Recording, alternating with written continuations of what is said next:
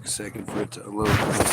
You know, when that happens, they're usually fucking with it. So it doesn't really matter.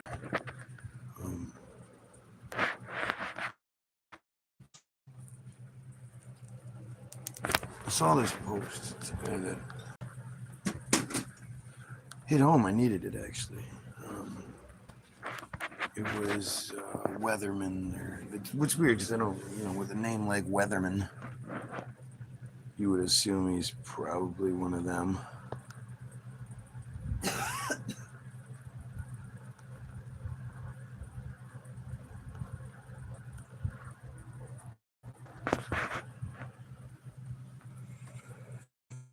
Trying to find it, and I don't remember what the guy's real name is. And it wasn't a video; it was just a post. So I wish I could. And I didn't spell Weatherman. I didn't spell that, but that's what popped up for some reason. And then Jim Jones. Look at this shit. That's what makes it in the industry. This guy's like 40 at this point. He's got a skull belt on, and of course his pants are halfway down to his knees. Hat on backwards. That's sideways and backwards. Shirt says, "Feel the music." The album is called Hustler's Poem, P.O.E.M. So it means a product of my environment. Well, that's kind of clever. Product of my environment. I'll give him that. Other man. Let's see. Because he's going to make it rain on, I guess that's what it is, right? Because Jim Jones is going to make it rain on a nigga. One of the bitches. Even though, I don't know. What's up, Code? 123. Appreciate the sub. It's always good. I hope you are as staunchly anti-Israel / the cult that runs Israel as I am. That's what I thought. The weatherman with the money, he makes it rain. Gotcha. You know, if you're an Israel supporter, even a little bit, I'd say this isn't the feed for you, but actually, I'd love to hear from you. I'd love to know why you're a piece of shit. Please help me understand what makes a piece of shit continue to be that piece of shit, to feel like, you know, justified and validated in their piece of shittery.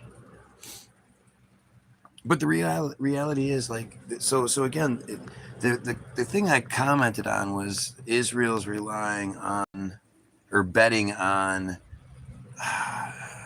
something. I can't forget the word they use. I forget the word they use, but something fatigue. And the point was that they're playing the long game, that they're betting that if they bombard us with so much of it, and it's all so obvious, that eventually we're just going to go, fuck it, you know. Obviously, it's not going to get any better. They're not betting on us understanding or you know, they don't even care if we come around. Their whole thing is that we shut the fuck up.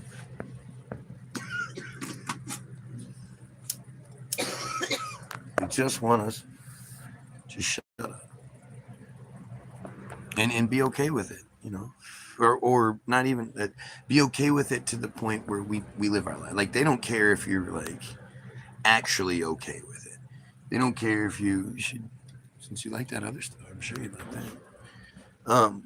They don't really care if you're like inside you feel good about what you're doing or whatever. They don't care about that. They just care that you allow it. You keep paying. You know, you keep supplying your children. You know, sending your family members off to go fucking fight and die, and maybe they won't physically die, but I guarantee mentally they will. How do you, as a Goyim, a fellow Goyim, how do you get sent over to Palestine or Lebanon or anything like that, and you commit the atrocities that you do? Like you I mean, I don't even know how they would pump you up. I don't know how they would say, look, we're going to go do the good guy stuff. Nobody with half a fucking brain or, any ounce of decency inside them sees this situation and thinks Israel's the good guy. So I don't know how they would get you gung-ho to do it other than through injections you're not allowed to resist. And that's one thing about the military that nobody really talks about. But when you sign up for the military, you sign away all your rights. You're basically signing over your power of attorney over yourself. And anything they want to inject you with, they will. And if you don't, you get court-martialed. You get, you get in trouble for that shit. But I can't imagine, one of those pieces that rarely gets talked about, again, from the past, and like Vietnam and shit, why all those people came back fucked up. Why we had so many shell-shocked people, or what did they call it? It was shell-shock, and then it was, what else did they call it? I don't remember, but basically PTSD. PTSD isn't like the term shell-shocked, which is what everybody called it forever, sort of like signifies or suggests that like a big explosion went off near them and sort of, shocked their shell. Made them jumpy. Right. But it's not. If you watch Full Metal Jacket, there's the guy that has the necklace made of ears. And then there's the other guy. I don't know, maybe it's the same guy, but the other guy they're sitting in that village that they've destroyed, and the one dude is sitting next to the Vietnamese guy that has a hat pulled down over his face, and he's like, I want to just talk about my friend here who is one of the finest men I've ever known, and that little goofy speech. And for us, we watch it as a movie. We watch it as this is a movie. We all know that guy's not really dead. We know that guy's an actor. We've seen him in other things. We know that they're putting on a really good performance. But we're not looking at the reality of what that's based on. And you don't go to a place and cut people's ears off and make necklaces out of them and come back here. Okay, everything's done. Turn off that killer. Turn off that person you had to become to go do this in the first place. Because they don't tell you about that before you join. The recruiter tells you that, you're going to be an elite machine and you're going to pew, pew, pew. And if you pew, pew, pew, it's going to be from a distance. And you already have the superior advantage because you're an American and you have the superior firepower and the superior military, superior might. And, you're this hero. You're going to be, this fucking Marine, this soldier fighting for Uncle Sam, fighting for your country, fighting to keep all the people you love safe. Because if you weren't doing this, they would not be safe. And it's all bullshit. What we don't hear about is how these were dumb teenagers. Up until recently, the rules were very light. Lots and lots of 16 and 17-year-olds lied, got their way into the military. And it wasn't because they were the top of their class, because they were the best athletes in the school, they had the best grades, they had a good home life where, you know, they had all this support. No, these were the people that were running away from what they thought was hell at home.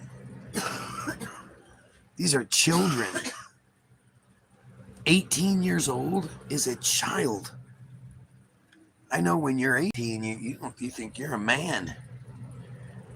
I'm a man. I'm 18. I'm an adult, right? Mom, tell him I'm an adult. You can't even grow your full beard yet. I couldn't grow a full beard until I was in my mid-20s. I had a couple of spots where it wouldn't grow in. Shit, it was still that way when I met you at 26. Right. I don't think that shit came into like 30. Something. A little chest hair patch. You know? There's something real about grown man strength. Yes. Where, you know, like as much as I was in my peak, I was a garbage man. As a garbage man, when I was 18, that was a workout unlike anything most people could do. Like a hard day, especially during a heat wave and shit. But you still didn't have your man strength yet. No, that's what I'm saying. I wasn't. You know, You had garbage man even now, I'm probably, you know, at least my right side is probably as strong as I was back then, maybe stronger. And if I was, you know, was working, wasn't hurt, training like you were as a garbage man. Not even that. When I was a garbage, or when I was a garage door guy, I was fucking way stronger than I was back then. Just the core strength that you get as you get older. And to think that these are children being sent off. Like my oldest is 15. I can't imagine in 3 years he's going to mature enough to be sent to war.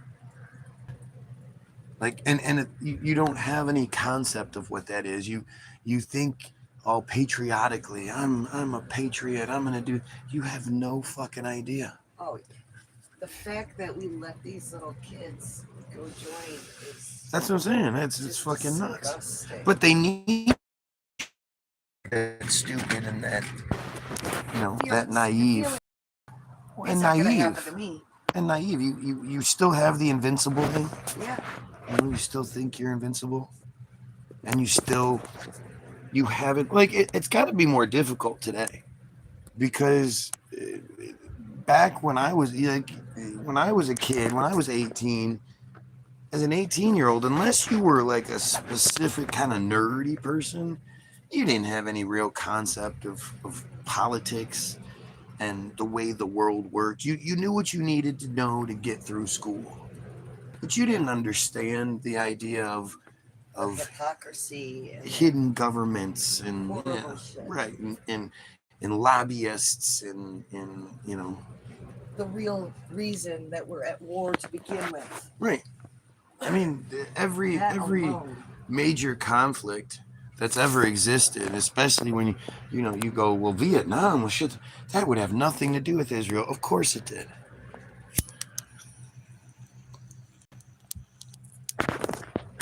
Of course it did. And the friar, the Jewish supremacy that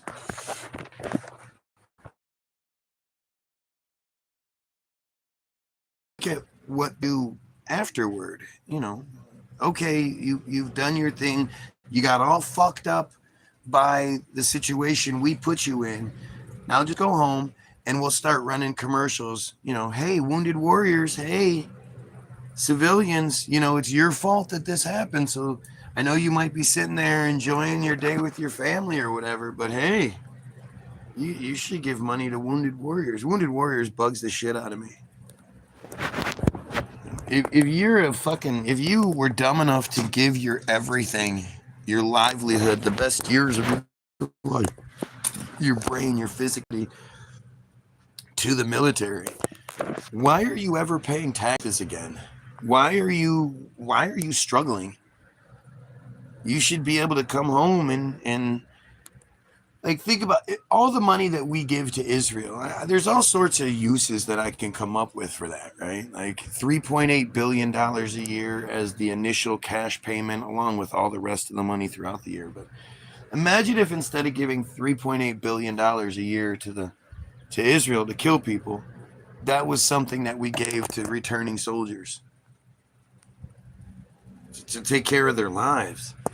Hey, we know you're fucked up from this. How could you not be? And if you're not, see, again, it's so different now. Looks like I'm getting too many. So like, share, and sub if you're watching and you give a shit about anything I'm talking about, especially if you fucking hate Israel and the chosen like I do. I'm proud of it. I'm proud of my anti-Semitism. Right? Anti-Semitic and anti-Semitism are two different things. Anti-Semitic would be what Israel is, what the Jews are. They are very anti-Semitic in that they are killing the Semitic people.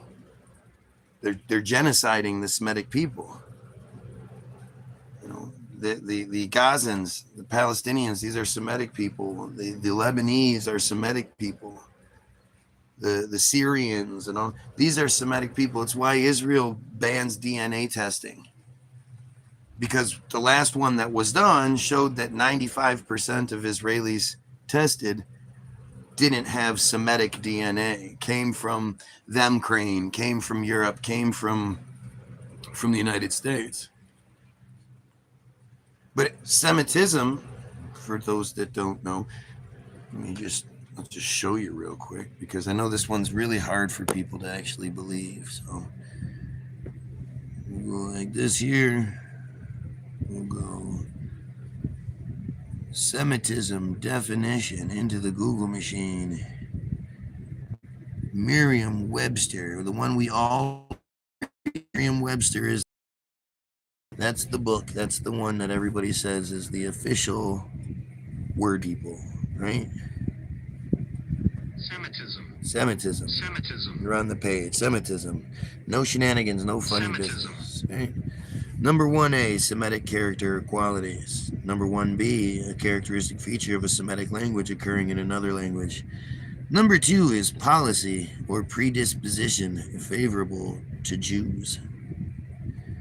Policy or predisposition favorable to Jews. Do you understand what that means?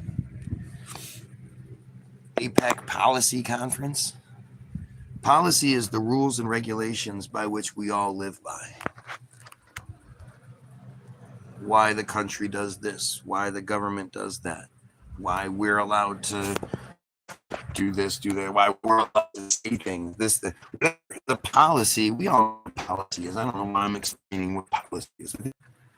If I ask you what predisposition means, you're going to say, I'm not exactly sure, but predisposition is, the best example I can give is that if your mother's family all has cancer, they've always had cancer, your mom's people always either die from cancer or get cancer, one of the two, but cancer is really prominent in your mom's family. It doesn't matter if you don't drink or smoke or do drugs, or you don't eat McDonald's, you live a good clean life, you still have a much higher chance of getting cancer due to your predisposition. You have a predisposition to cancer. It's like genetic programming. So policy is rules and regulations, and predisposition is favorable to Jews. That's a pretty heavy duty statement. That's heavy duty like diarrhea.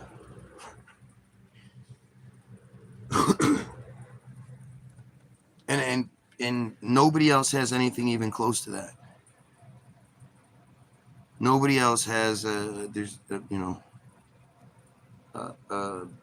it's not necessarily a law, but it's like an unwritten law. It's like an unwritten rule, that everybody sort of understands. You're not supposed to say this or that, and when it comes to, like, there's no other thing that demands that one specific group, Christians, Muslims, Mormons, whatever, that they get policy and predisposition favorable to them.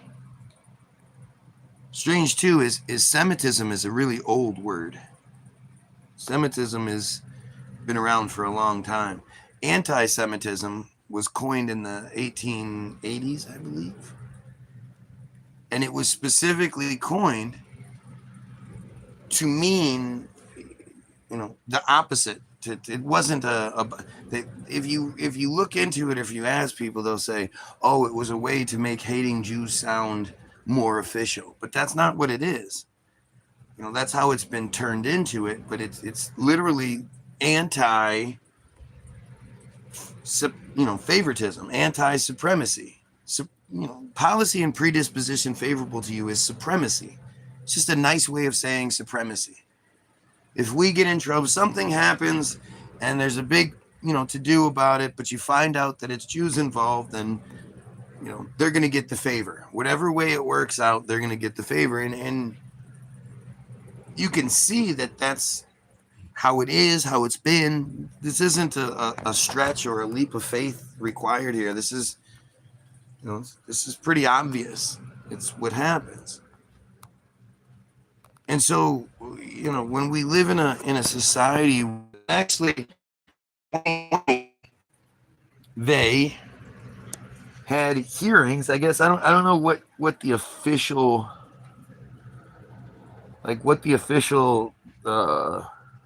mechanism is called to change the spelling of a word officially, but they had those. I'll call them a hearing. They had those hearings to officially change the spelling of anti-Semitism from ANTI-capital SEMITISM, which again should tell you the significance of it. It's a capitalized word as far as that was concerned. But to change it from ANTI-capital SEMITISM to ANTISEMITISM, all one word, all lowercase.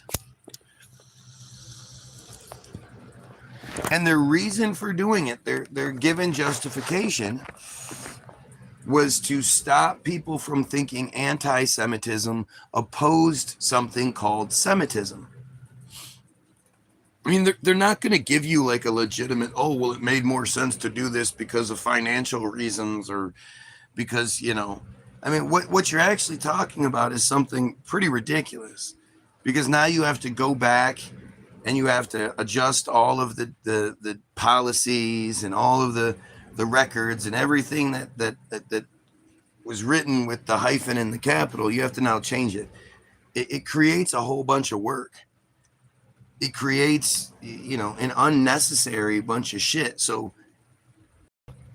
for them to do this, there had to be some significance behind it, right? And to them, it's very important that people don't have what happened to me. Nobody told me to look into it. One day I'm just going through the motions and looking shit up, and I'm like, hey, wait a minute. I know what anti means. I know that hyphen in there means that Semitism must be its own word, though I've never heard anybody talk about it. And so I went to look up, I Googled Semitism definition. Maybe I just Googled Semitism, thinking it would pop up. And it literally, the first time, now my Google knows that I've looked this up a bunch of times, so it populates the words before, SEM, and it'll populate it out for me. At least in the suggestion part, in the, when you're typing and it gives you the 3 words to pick from, Semitism, click that, then definition will be the one that pops right up. But no matter how many times I've looked it up, my Google doesn't populate it initially, immediately like it normally would. If you look up strawberry shortcake every day for fucking a year, when you put ST, it's going to populate strawberry shortcake for you, right? But The first time I had to go through like 4 or 5, maybe 6 different pages on the Google machine of anti-Semitism this, anti-Semitism that, all these different versions of it, working definition of anti-Semitism, which is insane if you look into it, until I finally got to the Semitism thing, to the Semitism definition by Webster's. And Webster's, to me, is the official. You know, my mom used to, anytime I would ask her how to spell something or what something meant, she would tell me to go look it up. We had this big ass fucking dictionary. And I used to hate it, but now I see the reason why she did it, right? Indians? What about Indians? What the fuck are you talking about? But when you understand the significance behind Semitism, anti-Semitism, allowed to not like this. You know, you are not allowed to be proud of your kids. You have pride in your wife. You have pride in your house. You have pride in your job, whatever. These are things that, you know, it's a given. Who's not proud of their kids, whether they're you know, successful or not? You still proud, you still love your kids. Nobody ever tells you not to be proud of your kids. That's not something you necessarily accomplish. But when it comes to Semitism, when it comes to anti-Semitism, you know, they basically, in some places, it's illegal for you to not have Semitism, for you to be anti-Semitism. And when you tell me that I'm not allowed to think this way, I am required to support your supremacy. And I am big enough to say, yeah, you know what, fuck you. You know, I've looked into it. I've looked up. I'm not just going off of what you've told me, but I'm looking up what the official sort of narrative is. And even though you're telling me not to do it, I'm going to do it. Like that's one of those things where real pride comes in. People tell you you can't do something, you know. This is really actually kind of unique because there's not really anything to compare it to.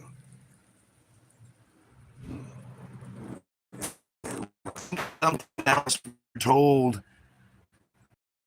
you have to think this way to be a good American, to be a good, you know, like religion. Religion's a great one for me. I'm very proud to be anti-religious, anti-Jesus.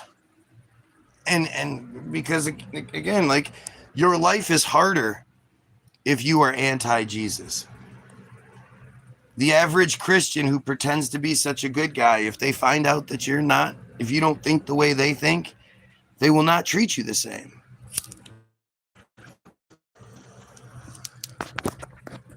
You know, you'll lose opportunities. You'll all kind, like, Christians are really vindictive, awful people. And it's not like Christians go, oh, hey, you don't believe what we believe? Oh, that's unacceptable. Here, let me help you understand. You obviously must not understand what I understand. So let me help you get that level of understanding I have, and let me answer your questions, and let me debunk any of your misgivings about this, or your misconceptions. Let me embrace you on this. They never say that shit. You know? Very, very rarely have I even had Christians go, okay, let's do this in a genuine sort of fashion, and like, all right, no, I understand you might have some trepidations regarding this, but let me help you with that. They never do that. Never. The only time people ever sort of, oh yeah, also, it's like confrontational. You know? Oh yeah, I'll answer your questions. What do you got? Give me whatever questions you have. I'll answer it. And then you ask them shit, and they have nothing. They just fall apart. They get mad. They start acting like children. And really, how can they not? Their belief structure is a fucking child's fairy tale. You know, if you're a Christian, you don't respect Islam. You don't respect Muslims. You don't think what they believe is maybe it's true. You know, you don't think anything like that. You think that they're Fuck, you think they're bad guys if you're an American. You've been told that the Muslims are the bad guys.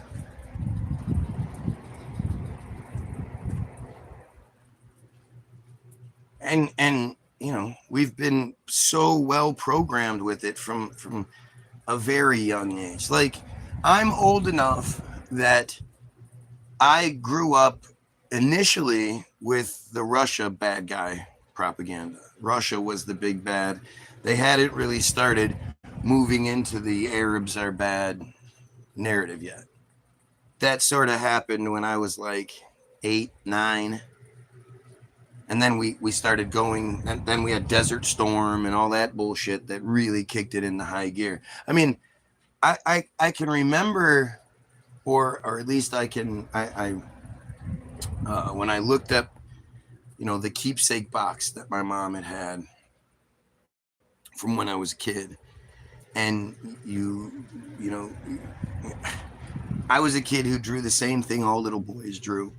You know, tanks, the wheels, and then the mound, and then the other mound, and the gun sticking out, and the soldiers, and, you know, basically stick figures, but not stick figures. Like, you've all seen it. You've all, if you are a little, you are a male, or you were around little boys at some point, you've seen them draw this same thing, and you could see that you know, I'd be drawing, you know, guns and tanks and shit prior to Desert Storm, but it would just be, you know, just a scene. As soon as Desert Storm hits, the good guys all have USA on their on their front or on their arm, and all the missiles say Patriot on them, and all the guys they're firing Scud missiles. Those missiles say Scud on the side, and you can see that this just happens.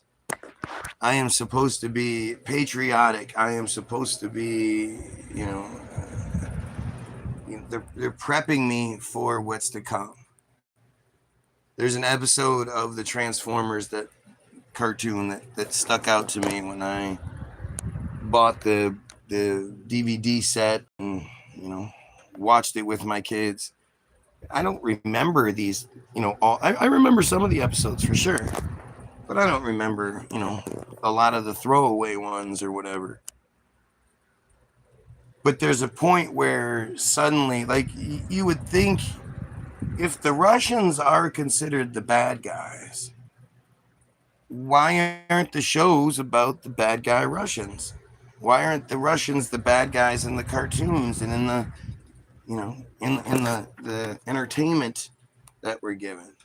Instead, it was Arabs, and they do that shit, and, you know.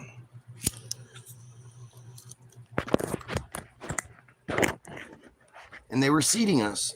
They were planting those seeds so that when our generation grew up, we'd be like, the Arabs were always the bad guys, right? It's the Arabs are the bad guys. And I you know, seeing this Israeli genocide fatigue that I know I've been experiencing, and to see that this post was made, and that you read the comments, and a lot of people saying the same thing, like, yeah, definitely feeling that. You know, and the fact that Israel is betting on it. This was Israel's play the whole time. We've been long desensitized to the idea that Arabs are the bad guys. 9/11 couldn't be more obviously an Israeli Mossad United States operation. Like, it's just as if they tried to do it today, it would fall apart. You know, one, because everybody has cameras and cell phones with cameras and shit. But two, just like, you know, it's 2026, and if you look back, if you think about 9/11, you just think, it was modern, so there was modern coverage of it from the beginning. And I don't know how old you are. For me, I was 21, 22. 22. Yeah, 22. Oh, no, wait. I was 21 when it happened. I turned 22 that year, right? So I was had to be 22. Yeah. 2020. Yeah, sorry, I was 22, right? No, I wasn't. I was 21.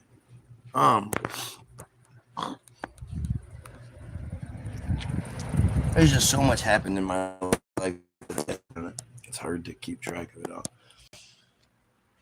But I remember it clear as day.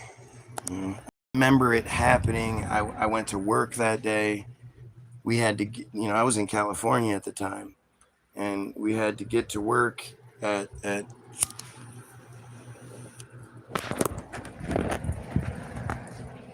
6:30. We had to be at the shop, I think.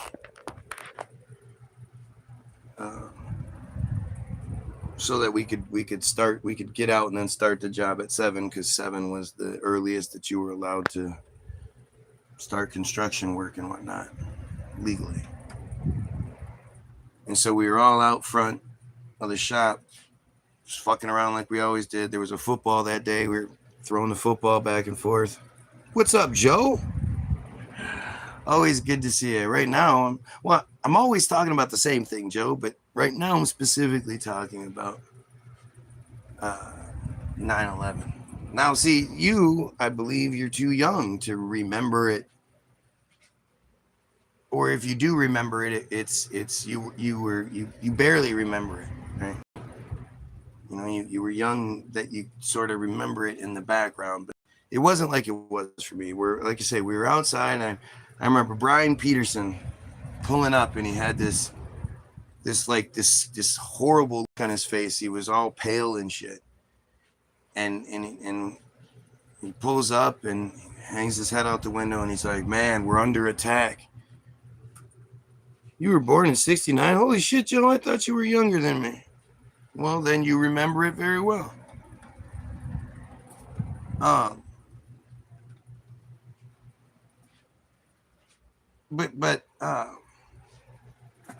we're under attack. Some planes just hit the trade center. And we're like, what are you talking about? Shut up. He's like, no, dude. And his radio was on. Again, we didn't have cell phones back then the couple of guys had cell phones, but they were for communicating. They didn't have computer fancy screens on them, and you could watch the news and shit. And you could hear like the chaos and the worry. And at this time, I mean, this is before the towers have fallen, and like one of the things that I remember very vividly is them saying, initially, we fear 8 to 10,000 people, like on a low end, have been killed in this. That was what they were pushing initially. And so the boss comes out and he says, "All right, guys, I got enough work for everybody but one. Who wants to go home?" Before he could even say that, my hand was up. Well, send me home. I want to go. All right. And the funny thing is, they ended up, canceling work anyway. Everybody got sent home. They got sent home a little bit later. I immediately jumped in the car, and I'm driving home, and I'm listening, and this is the part I can't remember is if the first tower fell on the way home. I'm pretty sure it had fallen on the way home, so I didn't see that one. But I got home, and I turned on the news. Well, I turned on the TV. It didn't matter what station it was. And I called my mom, and she was just freaking out. She was so upset, and I was really surprised at how my mom was responding. Like, she was responding like it was happening to her. You know, when Bush was in the classroom and they told him he looked like a deer in headlights, I knew.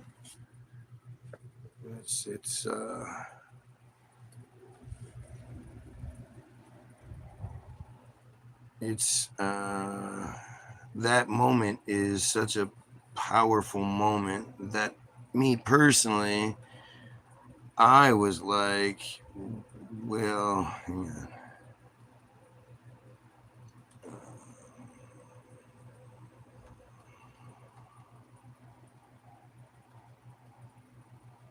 I thought,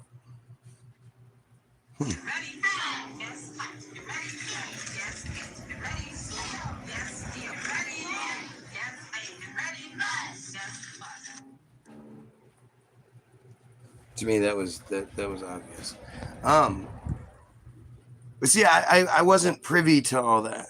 But if you're looking at it and you see it now in hindsight and you think that guy sat there and didn't immediately jump up and go take care of it, didn't become the president, just sat there looking like a dumb shit. But yeah, I remember, I'm talking to my mom and the second tower falls.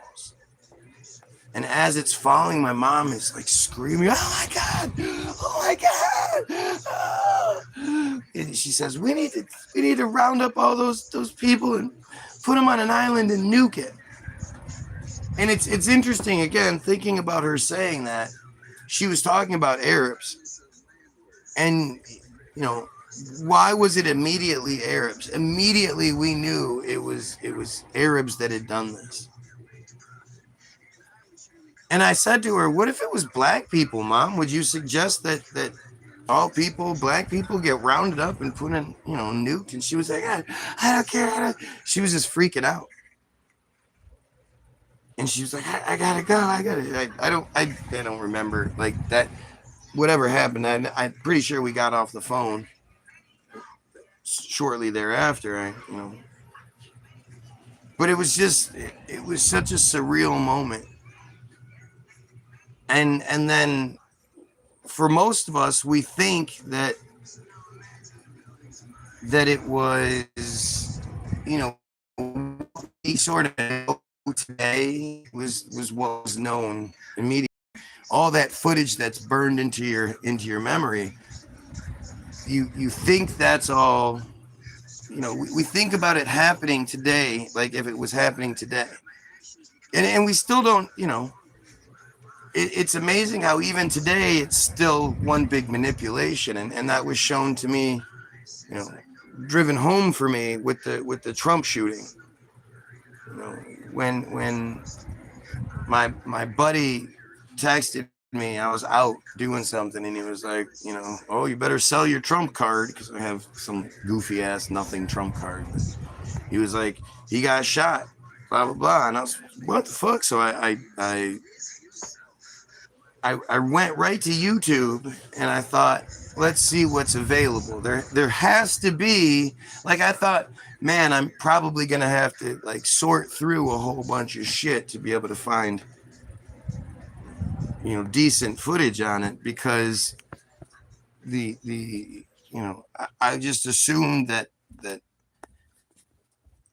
it's 2024. Your favorite son has arrived. There should be endless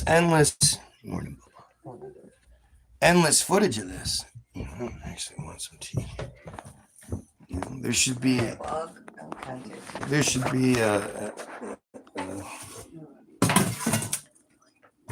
endless footage. It's 2024. People walk around with 2 cell phones all the time. Something like that sort of a, you would assume people, me, you would think there would just be an unlimited supply of footage. And when I pulled it up, when I looked it up, and I thought it was interesting right off the bat that there wasn't any.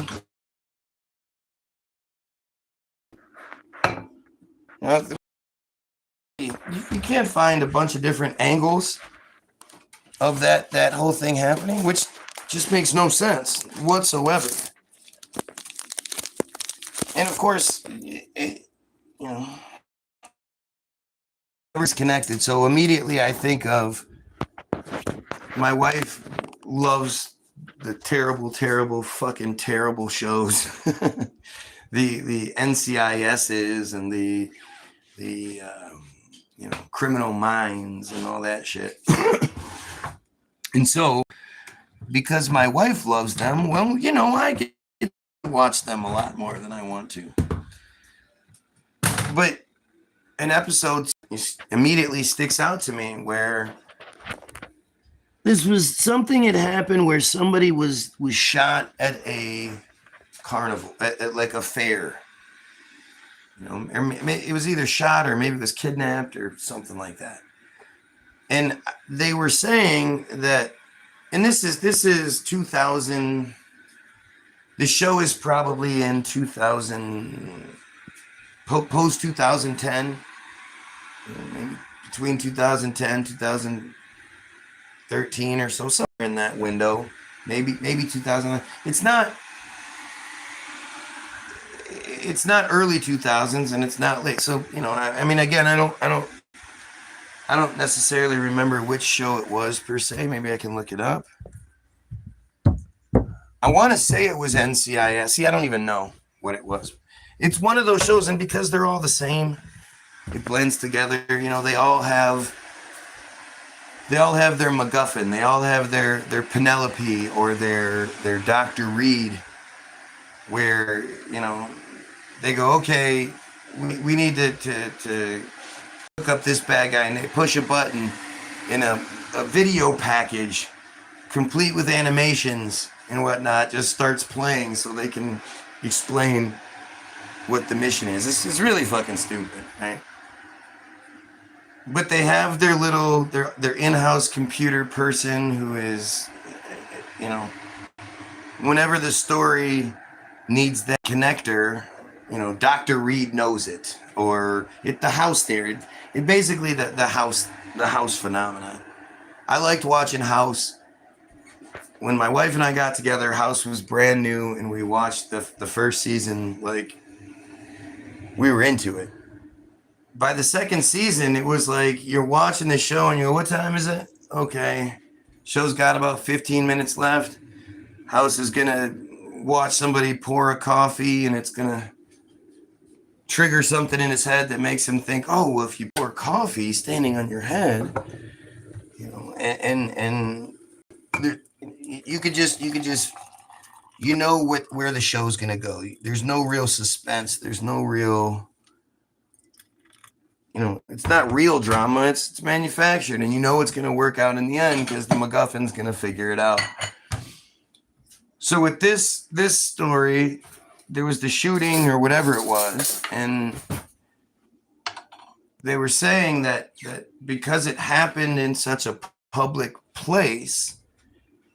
And because, social media is such a big thing, I mean, which is just silly compared to now, with everybody walking around with 4K fucking HD cameras and shit, and like you say, multiple cell phones on them, and flat cameras, and all this shit is just everywhere. It pales in comparison to what it is now. But they were bragging that because so many people are always filming and uploading to social media, whether it's pictures or videos, that they can basically search all of the pictures or videos that were uploaded from that time and essentially construct a 3D narrative, a 3D model of the incident just based on civilian posts, because we're just so,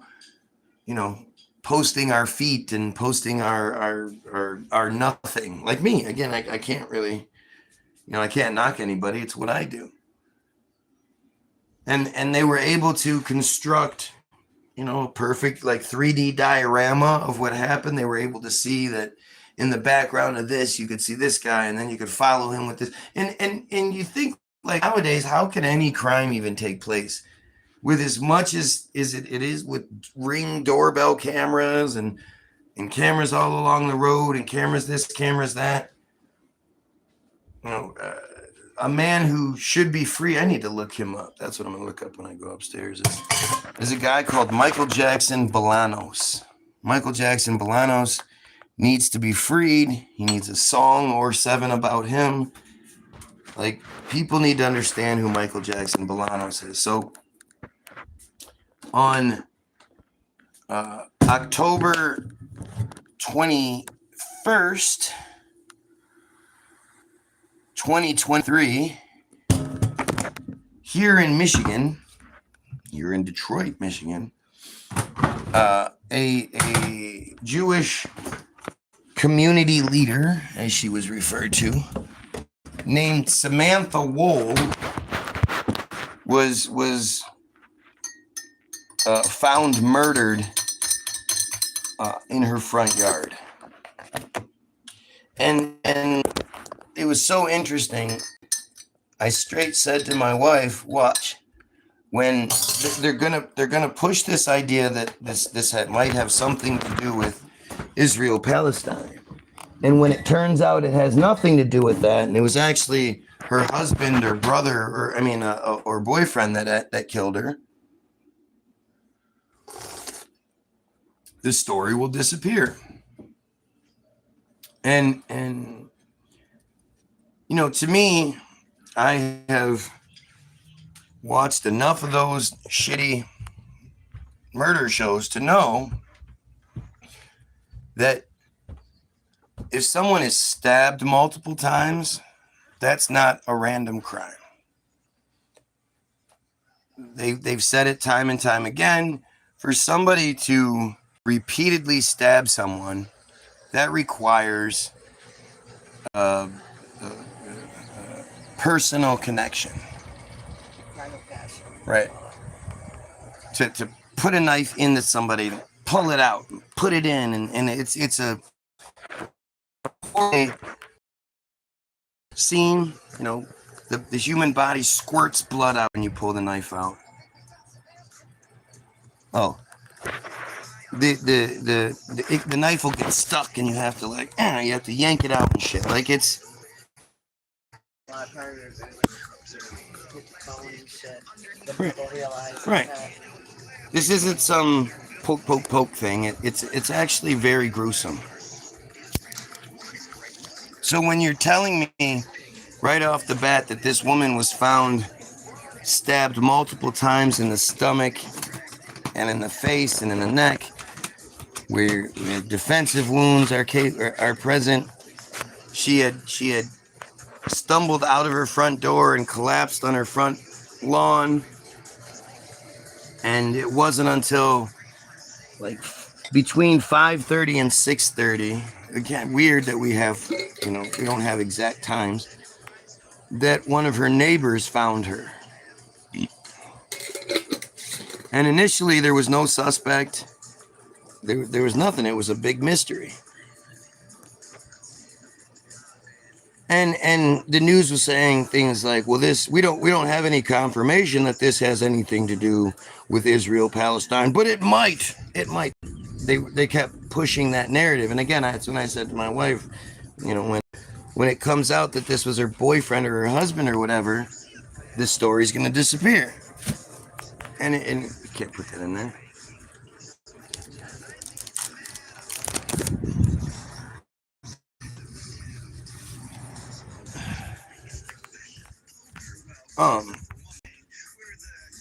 You know, and based on those details, like, to me, it was like, she had that gruesome stabbing, like, some sort of fly-by-night crime. And there was no evidence of any sort of robbery taking place or anything like that. No forced entry, nothing. And as time goes on, the details just get more and more bullshit, you know, throughout the months. And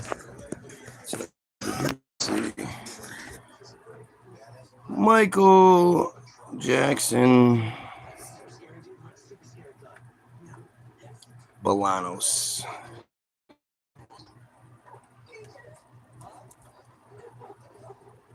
B-A-L Balan, L-A-N. Michael Jackson-Balanos.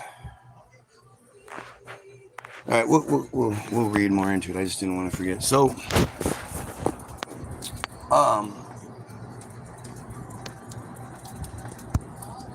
so months go by, nothing has happened, and suddenly the story is that a man was arrested in connection with the Samantha Wool murder.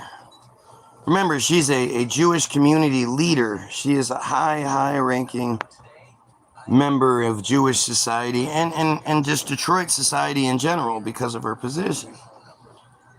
And the initial story is that somebody was arrested, but then they were let go, and their identity was withheld. And you just think, like, that's really why? Like, weird. You know? Turns out it was her boyfriend who had called the police to say that he doesn't remember doing it, but he thinks he killed her. Well, turns out he also happened to be on psych med and had taken a double dose of and then hit his weed pen 4 times. So obviously, you know, people calling the police and confessing to murders because of shit like that, right? Confessing to murders they didn't do. However, I will say this, and, you know, use it as a PSA, whatever. There was an internet personality, Mr. Grouchy. I found out how he died. He took that fucking THCP with the Delta 8 and Delta 9 in it. I have no idea what you're talking about. They made them in a gummy form, but it's in all the dispensaries. They tell you about it. And like sell it like it's this new product. That probably what was in the shit made me flip out. I'm telling you, this man was not. He killed himself. He fucking killed himself. That Okay. took him down a spiral. Okay. Anyway. Sorry. So who knows what was in that weed pen? Is my point. Nothing. It was just a weed pen. But he was then given immunity. And during the trial was given immunity. So, but he, you know, was also had to testify. And it turns out that they had broken up just before this happened. When cross-examined on the stand, he just looked as guilty as could possibly be. Like it's fucking crazy. But this other guy, Michael Jackson-Balanos, this black dude who was apparently out committing crimes that night. He was out breaking in the car. He was they put it there, the fact, but he was arrested like almost a mile away from the incident, from Samantha Wool's house. And timestamp wise, the last movements seen in her. So the narrative was that Samantha Wool had been at a wedding the night before. And they leave out the fact that she was fucking hammered beyond belief and drove home. But they tell you that's what happened because apparently she got home and left her front door wide open. Now, I've never been that fucked up, but according to the narrative, her front door was wide open. And we know this because she had some really high-level Israeli security at her house, where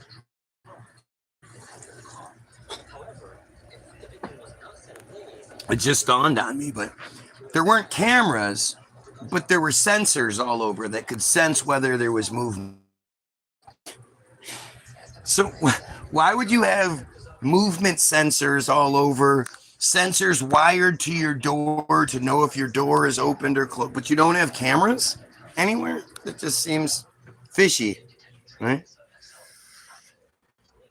But apparently she had come home, went and laid on the living room couch and watched movies on her phone. I can't remember if it was on her phone or on TV, but they say she passed out, and then at some point there was, they say, is when the killing took place. Suddenly the sensors pick up movement for about, a minute, and then a minute later this guy is arrested almost a mile from her house. So he would have had to stabbed her a bunch of times within that minute, escaped her house, and ran a mile away,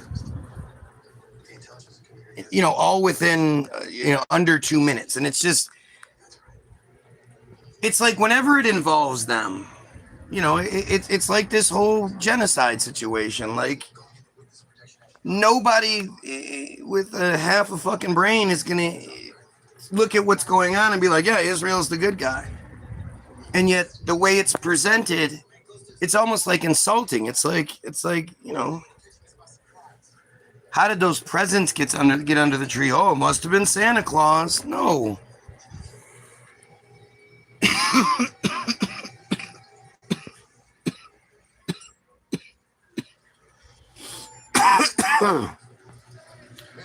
And Michael Jackson-Balanos is found and he has no blood on him. Again, if you're stabbing somebody multiple times and they're fighting back, you're going to be covered in blood. It's impossible for you to stab somebody multiple times and not have a single bit of blood. Actually, according to the narrative, 2 microscopic drops of her blood were found on his black jacket. He had a black jacket on, and 2 tiny little, they weren't visible to the naked eye, but they were seen by the magic Scantron technology. That they found some of her blood on him. And it turns out, according to him, that, yep, he was out there committing crimes, breaking into cars and shit. And while he was doing this, he had stumbled across her body out on the front lawn.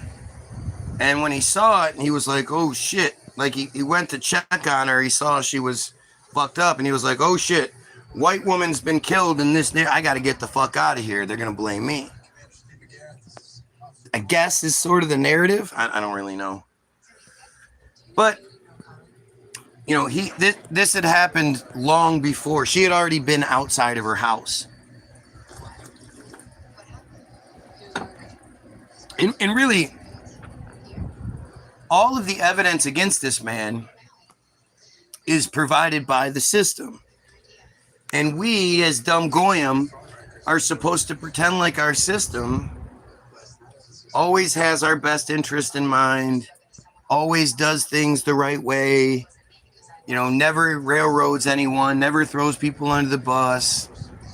Like, we should trust what our narrative says. So when our narrative says,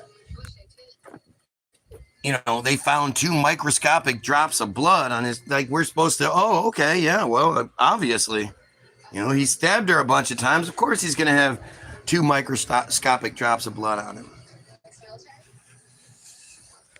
And so this trial happens, and it's just a farce from the beginning. That the defense actually recuse himself, because he clearly, as a Jewish man himself, in the Detroit community, like, to suggest that a Jewish community leader such as Samantha Cole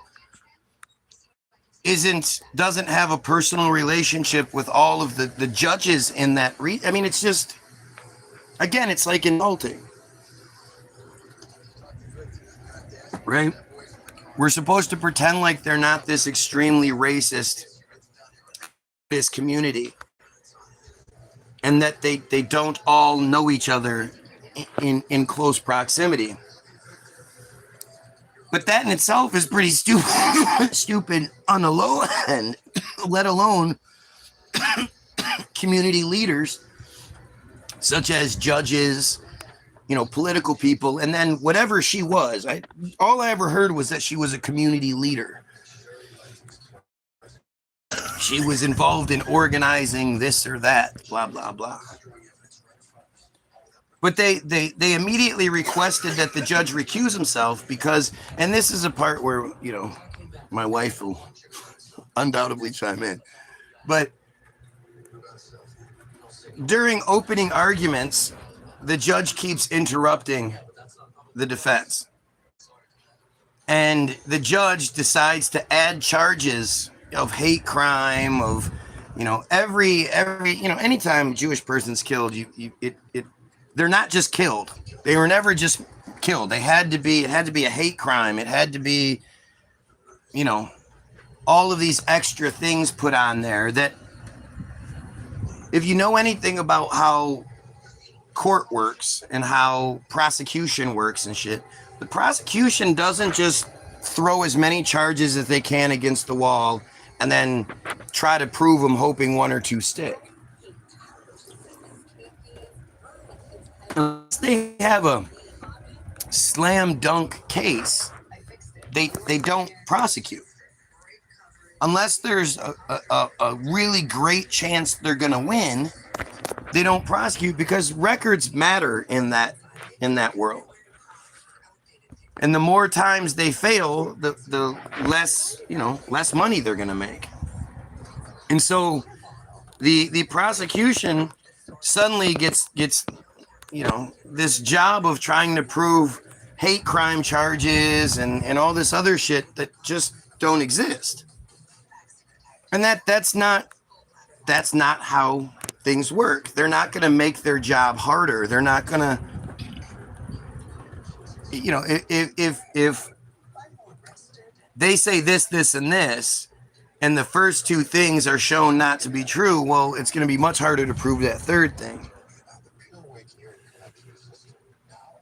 But this charade goes on for quite some time. That, like I say, the defense is just fighting against an entire system that is trying to put this murder on this black man because they have their patsy. And at one point, when they start talking about this, is they say that they can literally check Michael Jackson-Balanos' movements from the time he leaves his house up until a short time before he goes into this neighborhood,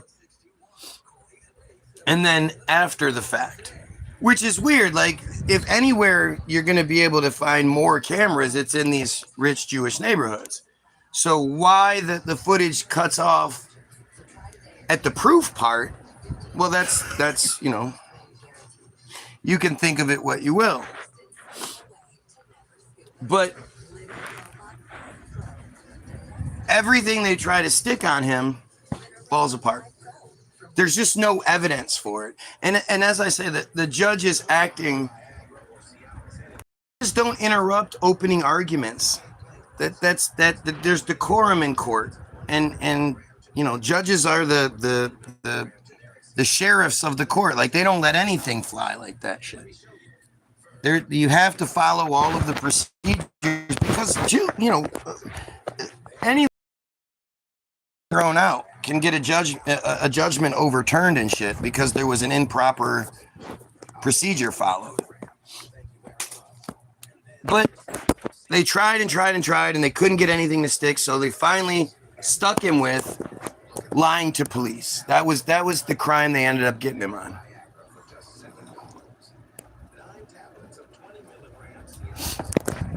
And for lying to police, this man got 18 months in prison. 18 months in prison for lying to police. 18 months to 25 years for lying to police. That was the sentence that he was given. Essentially, They give him 18 months because they already know he's not a stand-up character. He's a douchebag. He's out robbing people and shit. And it's pretty safe to assume that you give this guy 18 months in the joint, he's going to extend his stay through his own actions. But just in case he doesn't, it's 18 months to 25 years. So at 18 months, they could just say, no, you're not allowed out. Interestingly, I mean, this is what I went to look up now, but maybe it's changed. But the last I checked, nobody even wanted to interview him. Nobody's gone to the prison to interview him. Nobody's, there's the Michael Jackson-Balanos story is gone. The last thing I heard about it was something like goofy, like I can't remember. We're gonna find out. We're gonna find out. So the AI overview. Look at the fear in this kid's eyes. And why does he have on? Why do actors in on TV or in gun actions? Why do all the men wear fucking scarves and shit? I don't know a single dude that I've ever seen in real life that has on just a scarf around his neck for no reason. Part of his outfit is a bandana tied around his neck. Like, I get gangsters use their bandanas, but not like this. Not in that Mr. Furley kind of way.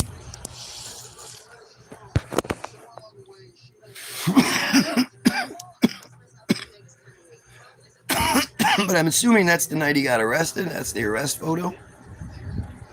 Look at the fear in that man's eyes, that kid's eyes. And then there's these other pictures of him. But let's see what the narrative says. All right.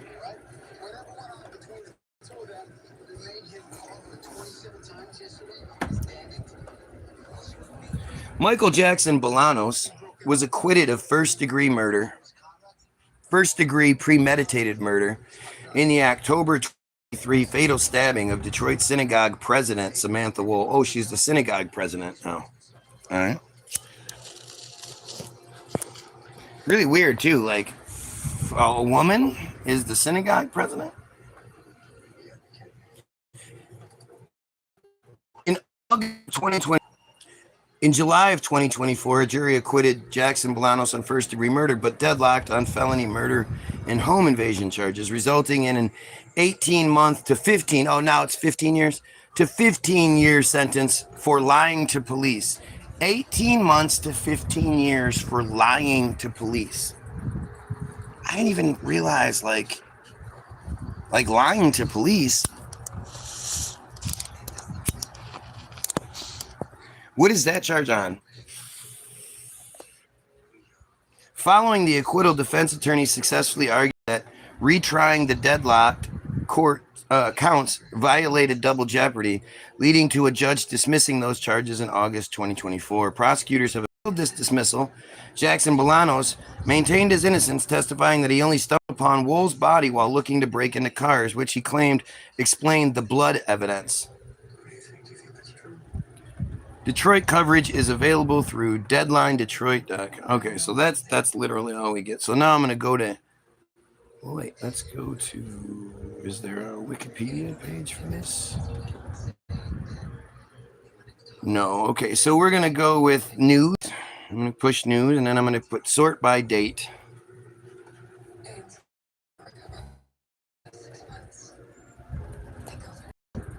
Support Thelonious Cersei's exoneration in 2022. Back in court on bogus. Peel May. What is this? Thelonious Cersei. Why is this connected? Let's see.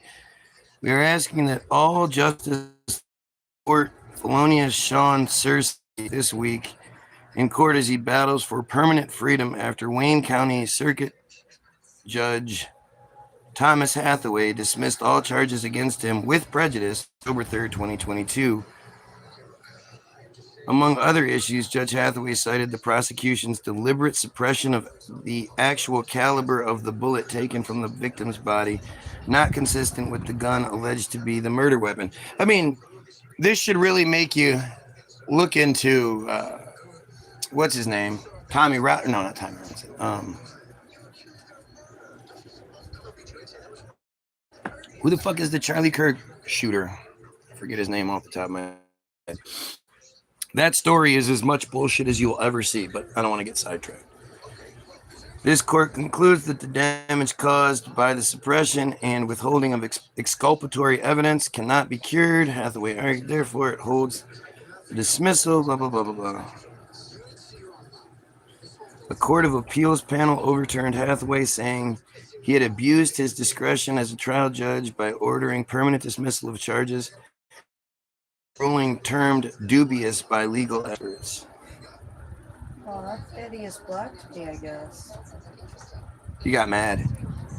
At what? I didn't do anything. The other day, he commented on one of my videos talking about, you have no idea what I've had to deal with standing up to these Zionists and blah, blah, blah. And I said, you know, yeah, and yet you're not going to come here and apologize for being such an asshole about all of it before you want to, like we're supposed to be all like, oh, yeah, and oh, glad you finally see it. Normally, I'm all about once the person comes around, don't throw it back in their face, just accept that they're there and, you know, be happy that they finally see the light. But with Thaddeus, it's just different. And I guess I just got blocked by proxy. I went to tag him in something, Ozempic is causing aggressive thyroid cancer. So I went to tag him in it so he could look into it, and he's not there anymore. He's a bitch. It's a bitch. Look at this there. He's a bad person. You know, just a really like shady individual.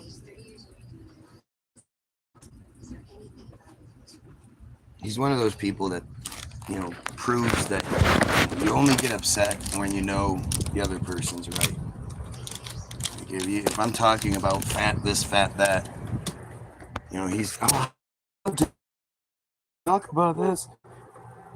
Like, dude, it's not. If fat was okay, you wouldn't care that some skinny doofus, well, used to be skinnier doofus like me, is saying something. But anyway, see how easily I get sidetracked? This is why she needs to be. I need to put a muzzle on her and only let her speak when I want her to speak. I want to be a Jewish man. I'm gonna convert. I think I should convert. I should start referring to myself as rabbi. Stop me. How can you say I'm not?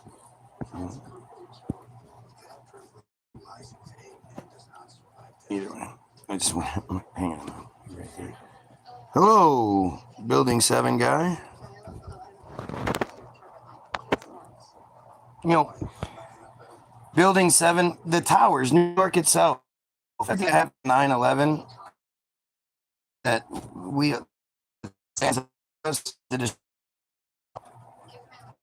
the one thing that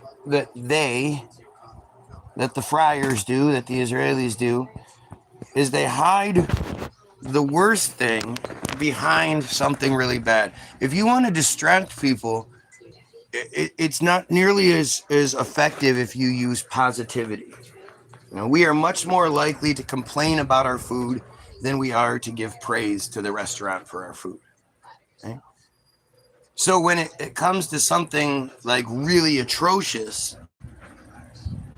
trying to distract people with, hey, look at the shiny keys, you know, we've gotten past that a little bit.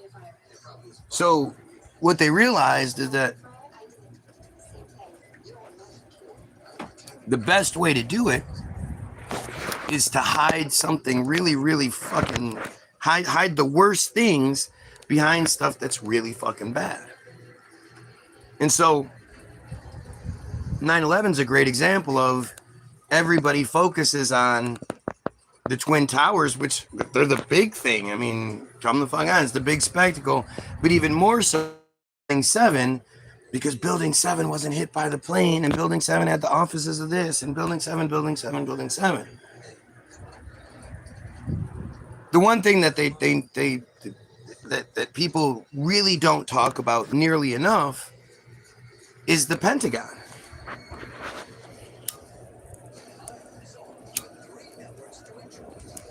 You know, the Pentagon is something, and the other plane that went down in Pennsylvania or whatever, what the fuck that was. Something else was going on there. Especially considering gouge that the plane supposedly left was already seen in photos before the event. But the Pentagon is easily like the biggest what the fuck story, because the Pentagon is like a G.I. Joe fortress. There are hidden weapons, missiles, machine guns. There are all sorts of defense mechanisms all around that motherfucker, because it's the largest #1 military base in the world, open military base in the world. They wouldn't leave that bitch defenseless. And the fact that Rumsfeld was on TV the night before talking about there's a $2.3 trillion vacuum, a $2.3 trillion missing money that the government can't seem to account for.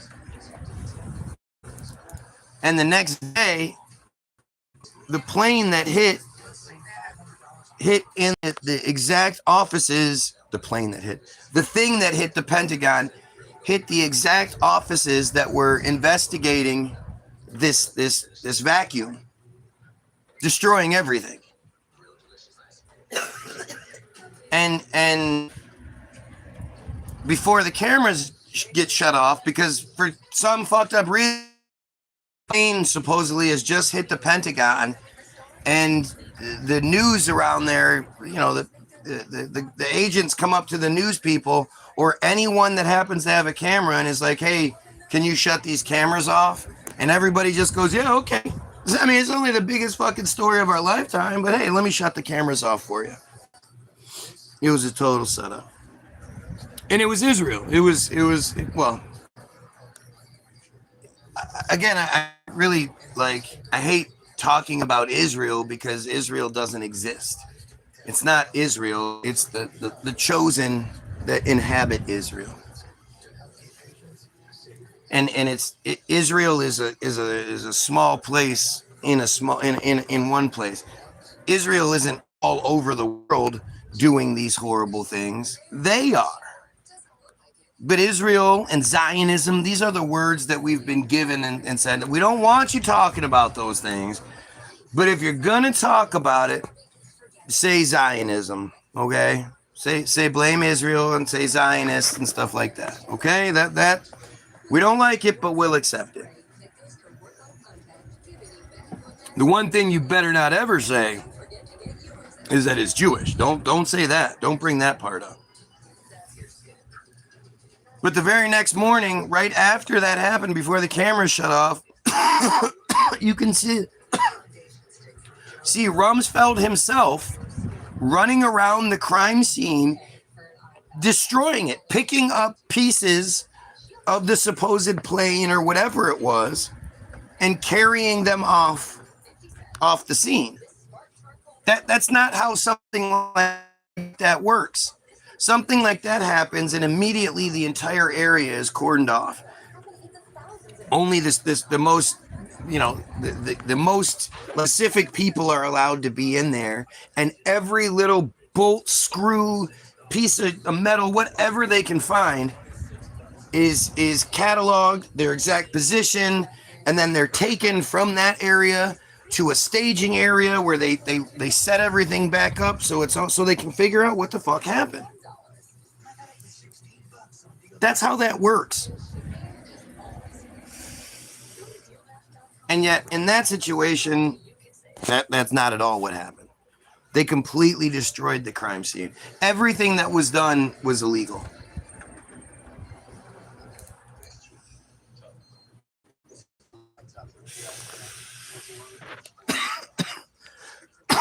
It then took an entire year for them, even though they paved over the grass almost immediately, just like they happened to do in the Charlie Kirk situation the very next day. They paved, or maybe it was 3 days later.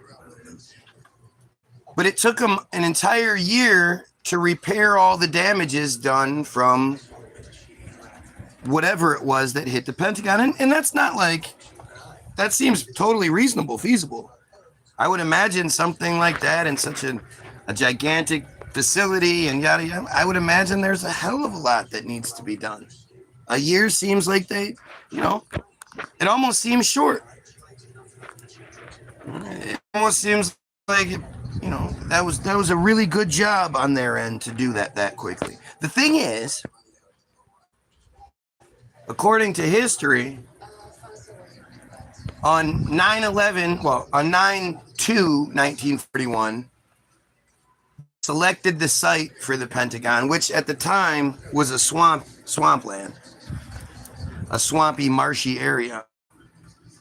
On 9/2, they selected, and by 9/11, 9 days later, they had finalized all of the paperwork, all the permits, all the everything got pushed through. And they broke ground 9 days later on 9/11/1941. The attacks were the 60th anniversary, not 59, not 61, 60th anniversary of the construction of the Pentagon to the, the exact day. Interesting. I'm sure it's just a. And they built the Pentagon in section. Side of the Pentagon was built to completion, and then the next side was built. The Pentagon is 7 stories. 5 above ground and 2 below, meaning there's a basement and then a sub-basement. And then it's all of the rings of the Pentagon, 3 or 4 rings, whatever it is. It's a lot of building. It's a lot of building. And you have to think, first of all, you have to dig out. You have to drain the swamp area and then dig it out. Then you would have to pour the sub-basement. And I'm maybe I'm just a fucking dumbass. We're talking about a building that has walls 5, 6, 10 feet thick. The basement has reinforced with steel walls that are 6 feet thick, concrete, or whatever the fuck they use. Whatever that shit actually is.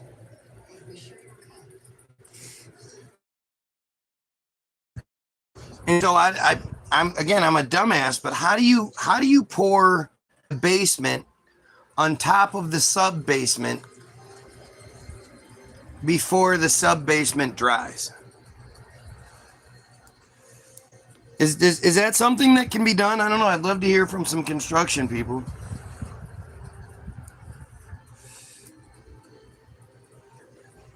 This is one of these questions I'd love. It's funny to me how none of the Tartaria guys, the feds that do all the videos and all the spectacular buildings all over the world break, we all know who my lunch break is because my lunch break consistently talks about angels and shit. He was either raised Christian and struggles with it, or he's just a Christian and holds it back a little bit. Lucius Aurelian. These guys make incredible videos. There's a page that I know of, Old World Secrets or something like that, I believe. It's actually 2 pages.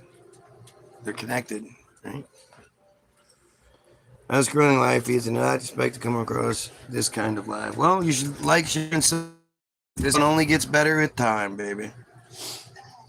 But all those Tartaria guys that are allowed to not only have gigantic channels, but I mean, I would imagine they get paid pretty well from it at this point, right?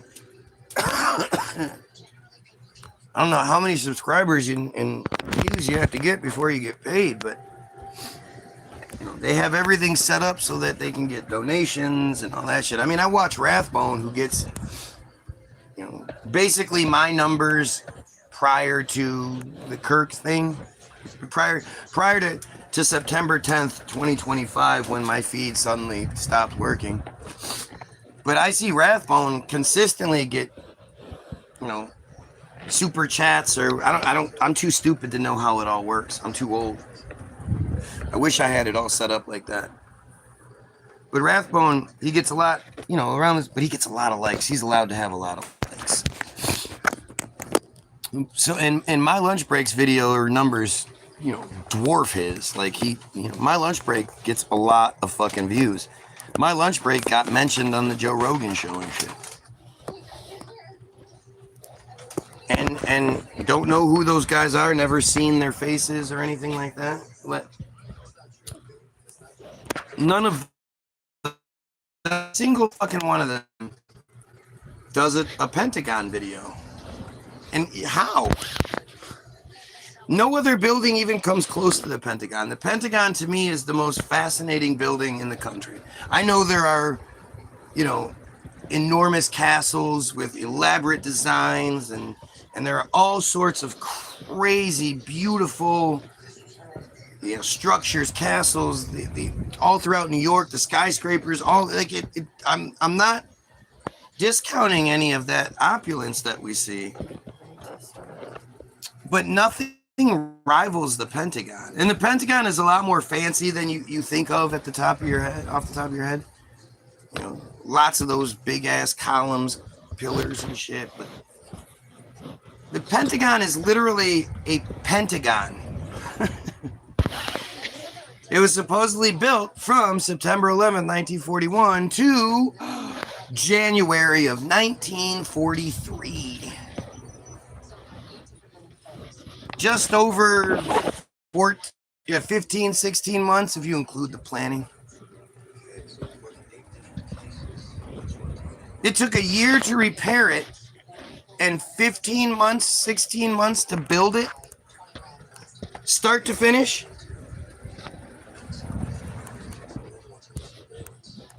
Who thinks that makes sense?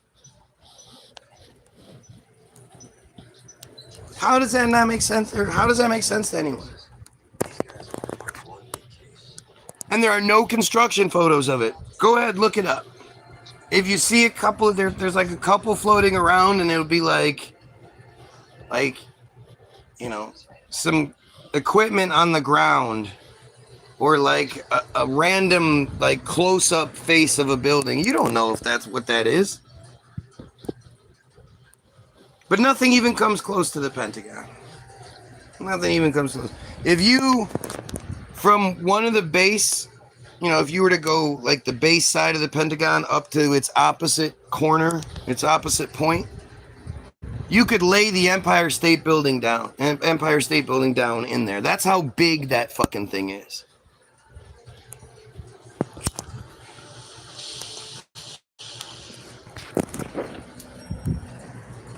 And of course, there's tunnels connecting all of it, you know, Pentagon to this, Pentagon to that.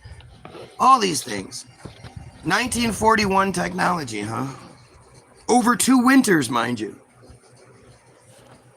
It's not.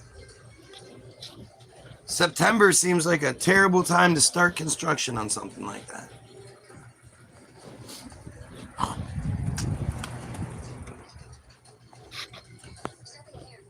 You know, and it just, why hasn't any of the Tartaria people made videos about it? Oh, as I was saying, there's this other channel, I think it's called Old World Secrets or something. Old World Secrets will literally put out a video every day. They're even a small channel. They get 1,000, 2,000, maybe they get more views nowadays, but They were kind of channel, putting out incredible videos every day. Obviously, AI speaking videos, like you can tell it's AI, and there are a couple of points where the voice will like use a different AI. But all of the imagery that's put together, and that it all fits, and then that the speech lines up with it, and all that. Like it's how. What random person is sitting around their house with nothing else to do, so they make these incredible videos? You know, they write the script, and then they put the video together, they produce the video. Even if it's AI all the way through, don't you have to have AI do it? And they're dropping videos every day. Just seems strange. Seems like if you want to have a really decent YouTube channel, fucking hey man, make it about Tartaria. There's nobody out there telling you you can't talk about that. There are people that'll talk shit, but there's no like effort like stop people from talking about Tartaria. If this exposed, it's gonna expose the whole thing as fucking we're being lied to. Like it has really significant consequences associated with it. And yet, no.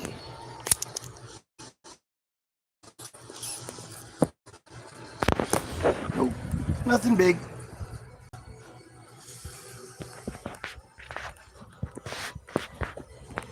You know, we're just. I mean, it's like even your Bible is a Jewish fairy tale.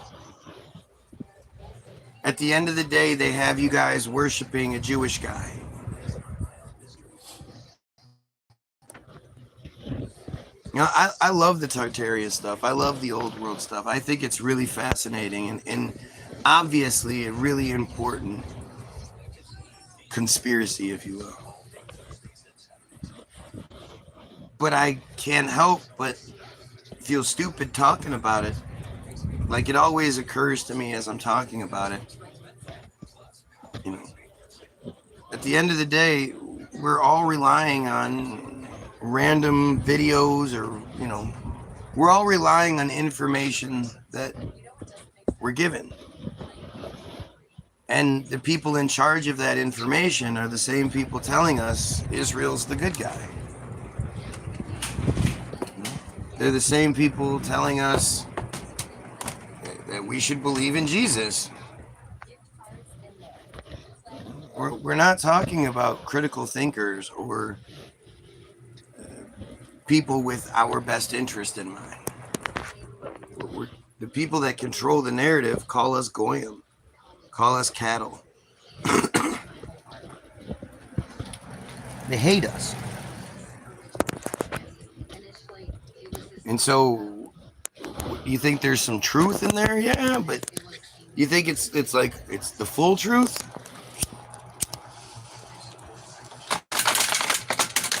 What the fuck was that? The fan broke.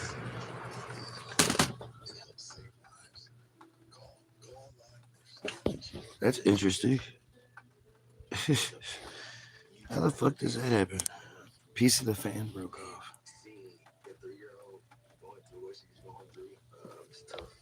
All right. Put that down for now.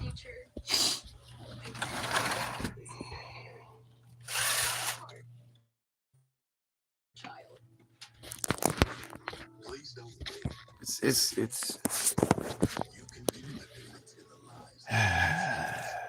it all comes down to the same thing over and over again. If you want answers to Tartaria, vaccines, chemtrails, religion, politics, you name it, answers to any of it, then we have to unify. The Goyim have to unify and overthrow the friars that control that narrative. The narrative that exists is all about keeping us fighting each other, hating each other, discriminating against each other, calling each other the bad guy, looking in directions that don't involve them.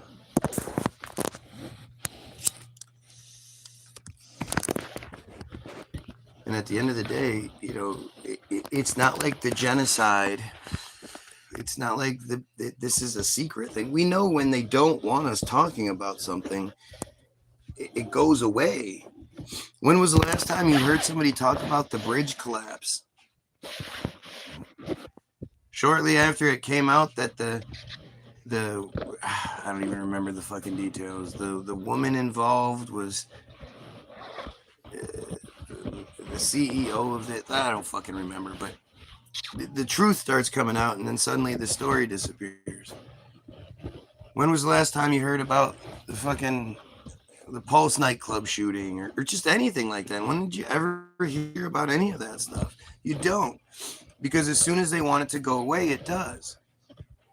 Epstein's narrative went away for a really long time, and then suddenly it's just, oh, you guys remember those files? Remember?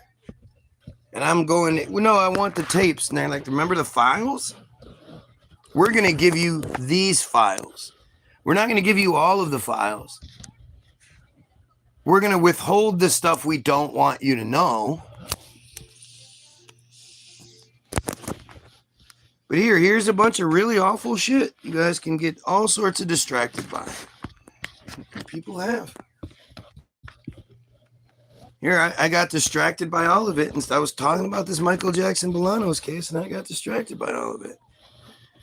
And then granting the appeal, Judge Van Houten earlier sentenced Michael Jackson-Balanos to a term of 18 months to 15 years for lying to police after a jury acquitted him of murder and home invasion charges in 2023, death of Detroit synagogue leader Samantha Woll, despite the Department of Corrections recommending an 18-month probation. He was recommended probation, and they gave him this.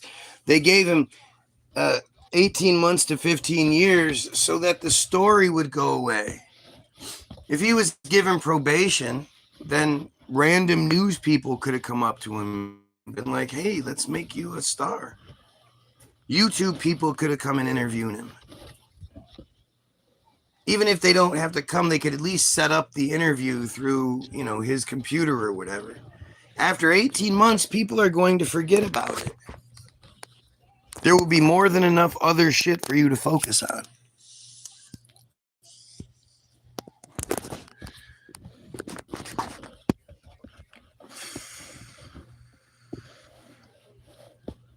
Case became a cause célèbre among many in the black community who viewed it as an example of an impoverished black man railroaded for the death of a well-to-do white woman. She's not white. Judge Van Houten's stunningly biased remarks at Balanos' sentencing can be heard below. Jackson-Balanos is still in prison. This is a difficult case. We started with some very, very serious charges. While it seems like this is not a serious charge, when you add the habitual fourth offense to it, raises it to a maximum penalty of 15 years. Look at this piece of shit. What I have to look at is... See, when I look at somebody like this, I go, this woman is in charge of life decisions for other people. She clearly makes terrible life decisions for herself. She's got to be 300 pounds.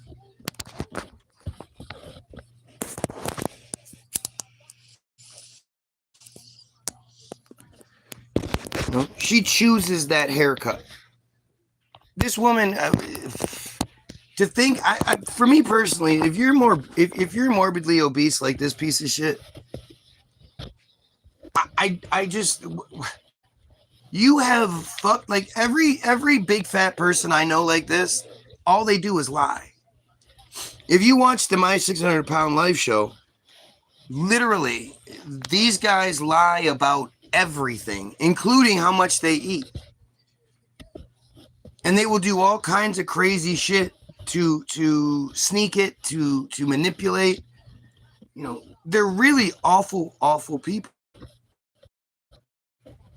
To think that somebody like this, she's not 600 pounds, but I mean, look at that fucking ham hock hand she has. Focus. Focus, motherfucker. Maybe you can get it now.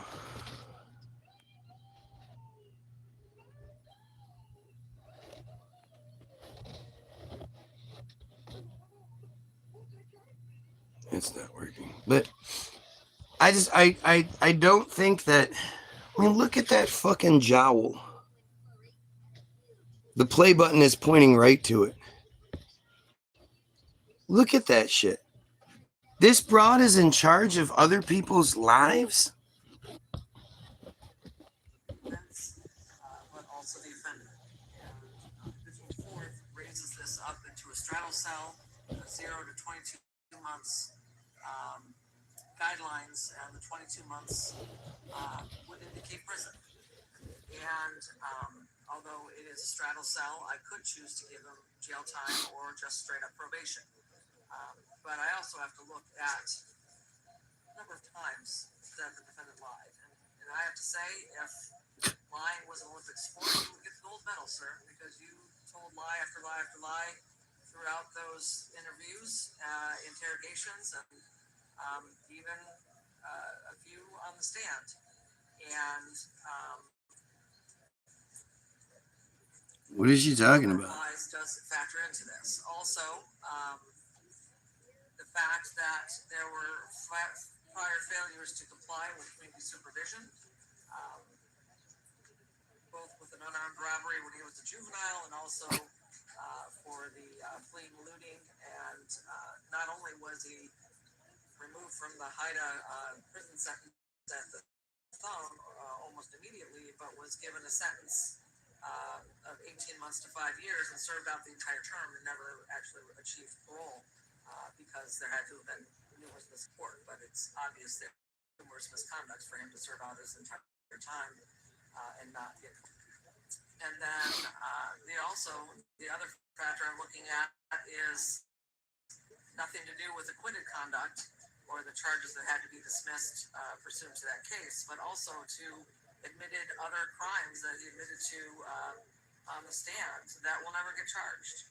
The breaking and entering into those cars and taking pictures of cars to send to people to help them steal cars. That's all additional criminal activity. And apparently, Mr. Jackson-Balanos, at the time of this offense, had not learned his lesson from all of his prior dealings with the judicial system and the prison system, and was still engaging in theft crimes on the night that this happened. And that's what put him in this place to begin with, and ended up having him charged with the more serious crimes.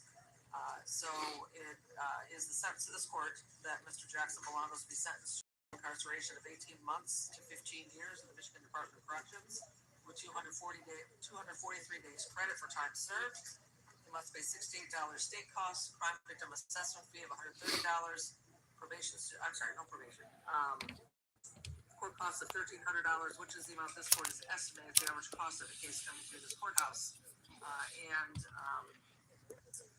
It's my duty, sir, to advise you have the right to seek appellate review of your conviction and sentence. If you're unable to afford an attorney, one will be appointed for you.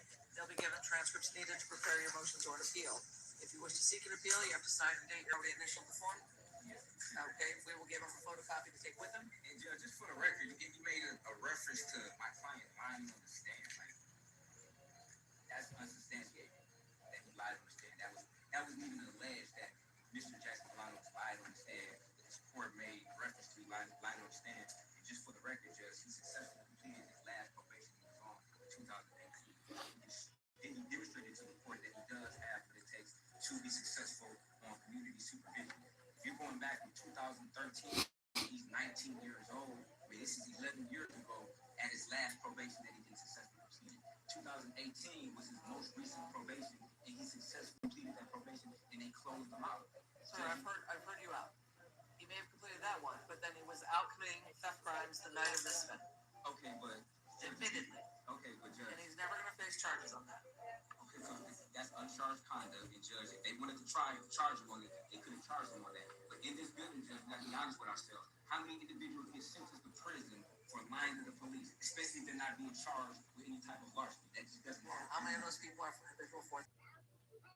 That was on May 26th, or May 10th, 2026. And it said he's still in prison. Yeah, well, I'm not going to keep talking to nobody. I'm going to need it out of this. I know the update that man acquitted on key charges in synagogue president murder to go free while prosecutors with this. July 20th, the Wayne County Jury found the defendant not guilty and staying. The jury deadlocked on charge. Even now, scheduled to be paroled on the G. Robert facility in Jackson, according to Michigan Department. Currently, it is unclear what happened in the Jackson-Balanos case. Samantha Wool.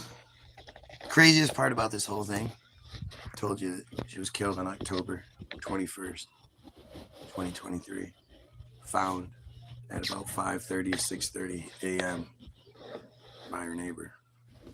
The newspapers on October 22nd, 2023, the morning edition newspapers, which, you know, they have to be completed pretty early, talk about how beautiful her funeral was and how over 1,000 people attended it.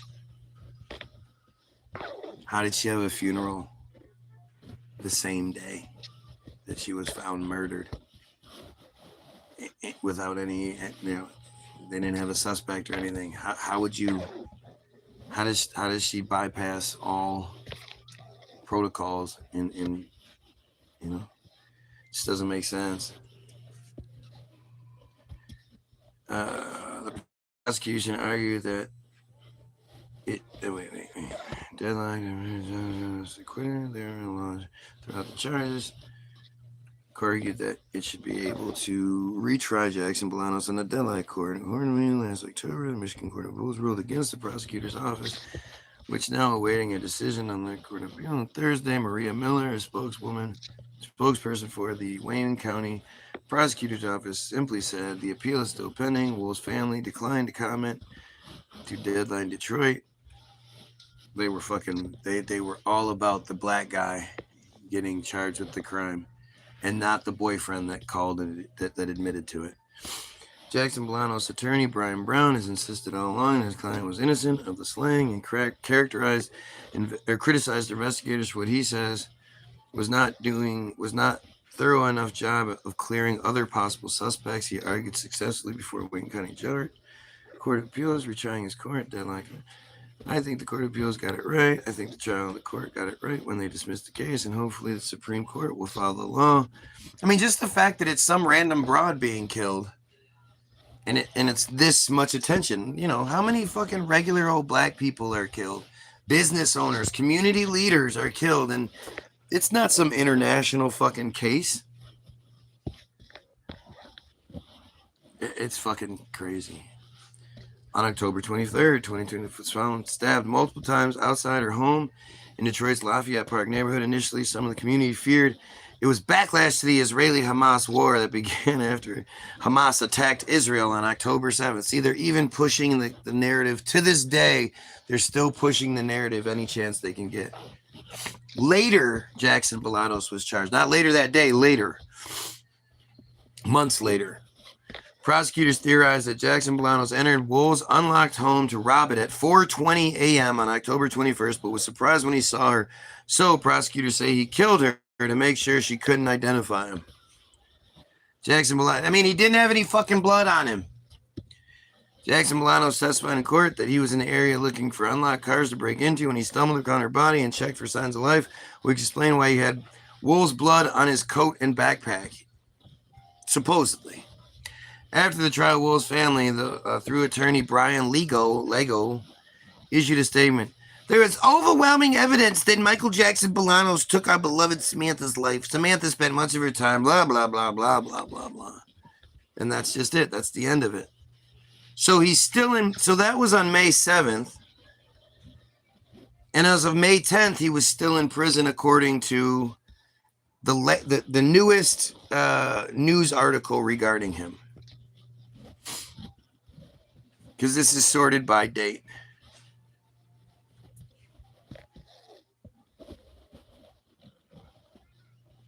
My sister's murderer got away with it.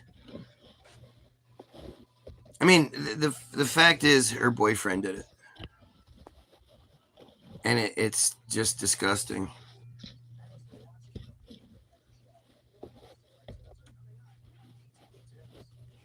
Lying to police. He went to prison for lying to police. He's still in prison.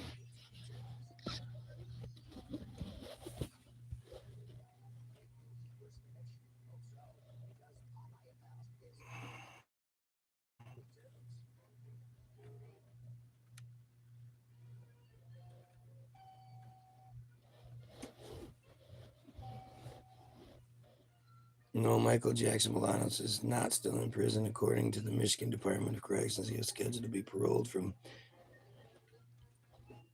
Jackson facility while Jackson was acquitted of agreement. Would you like to find more details? And I want to know where he is. I want to know what happened to him.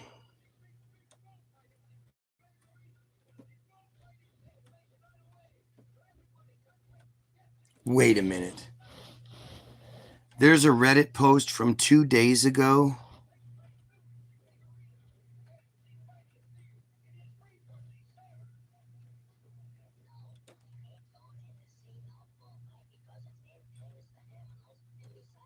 Parolee returned to prison for alleged parole violation. A parole violation 2 days ago?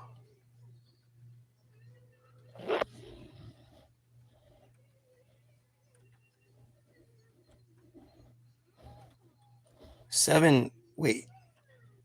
His parole began on July 1st, 2026?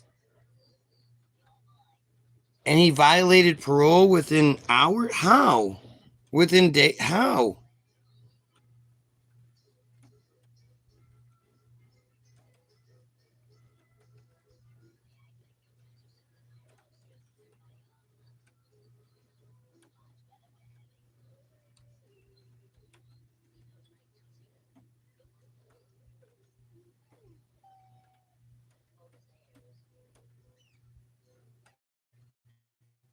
What the fuck is going on?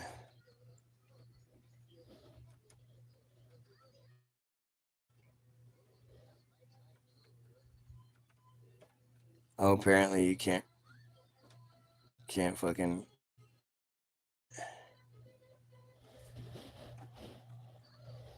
How did he violate parole that quickly?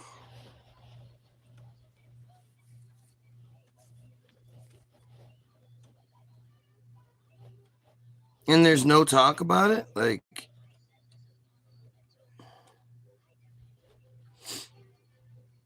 this is fucking strange, man.